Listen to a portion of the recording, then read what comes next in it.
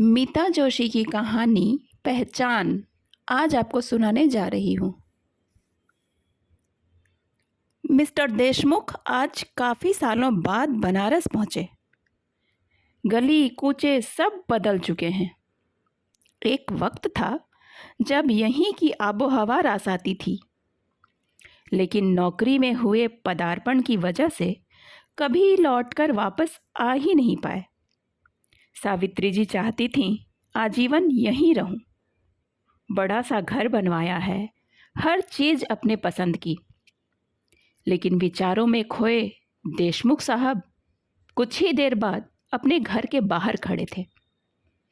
चारों तरफ बड़ी बड़ी इमारतों से घिरा उनका छोटा सा मकान जब से किराएदार गया है बंद पड़ा था। दरवाजे पर पहुंचते ही धर्मपत्नी की याद आई। नेम प्लेट पर गर्त जम चुकी थी। अपने हाथों से साफ किया, देशमुख सदन। देखते ही आंसू छलक पड़े। नीचे लिखा था, अनिरुद्ध देशमुख, सावित्री देशमुख।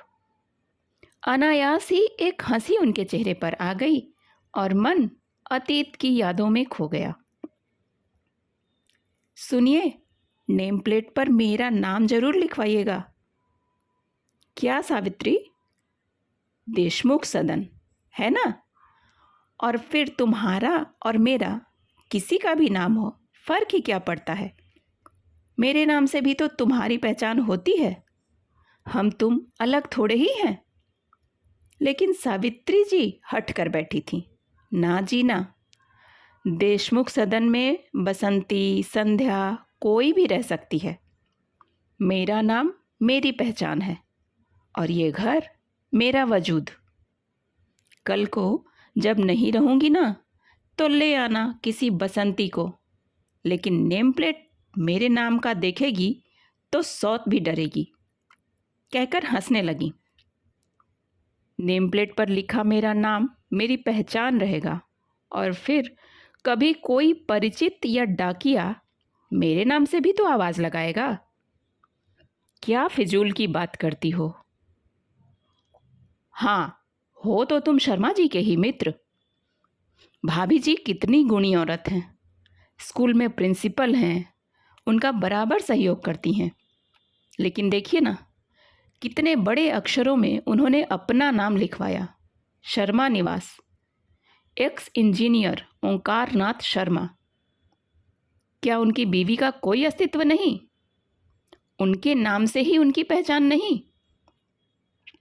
क्या इस घर में उनका इतना भी अधिकार नहीं?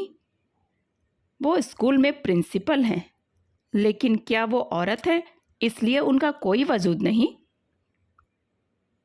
फिर अपना क्या कहूँ, मैं तो एक गृहिणी हूँ, अदना सी लेखिका। आप सोचते होंगे डायरी में अपनी कुशलता दिखाने वाली की क्या पहचान। लेकिन चाहे मेरे नाम को कोई न जाने, पर मेरे लिए इस घर की पट्टी पर लिखा मेरा नाम मुझे बहुत सुकून देता है, मेरी आत्मा को पहचान दिलवाता है। बाकी आप समझदार हैं। देशमुख साहब अतीत में खोए हुए थे कि बगल वाले घर से किसी ने आवाज़ दी, अंकल कुछ चाहिए? नहीं नहीं, मैं देशमुख। आप शर्मा जी के यहाँ से? जी अंकल आइए ना। पापा तो अब इस दुनिया में नहीं रहे, मम्मी को बुलाती हूँ। आप सावित्री आंटी के हस्बैंड हैं ना? तुम जानती हो? जी, मम्मी अक्सर उनके किस्से सुनाती हैं। देखो तो, घर में मिसेज शर्मा रिटायर्ड प्रिंसिपल का कहीं कोई वजूद नहीं था। पति की जगह अब बहू बेटे के नाम की पट्टी थी। सावित्री वो इस दुनिया में नहीं। घर आकर मिस्टर देशमुख ने ठान ली, सावित्री को पहचान दिलाकर रहूँगा। जिस इंसान ने कभी उनका लिखा पढ़ा भी नहीं था, आज केवल पढ़ा ही नहीं, डायरी के पन्नों को इकट्ठा कर उनके नाम की किताब छपवाई। किताब की अनावरण पार्टी है। महज नेम प्लेट पर लिखे उनके नाम को ही नहीं, घर को भी सावित्री सदन के रूप में पहचान दिलवाई। उनकी फ़ोटो के पास जाकर बोले, आज तो बहुत खुश होगी। तुम्हारा वजूद मैंने जिंदा रखा सावित्री। अफसोस यही है कि समझने में देर कर दी।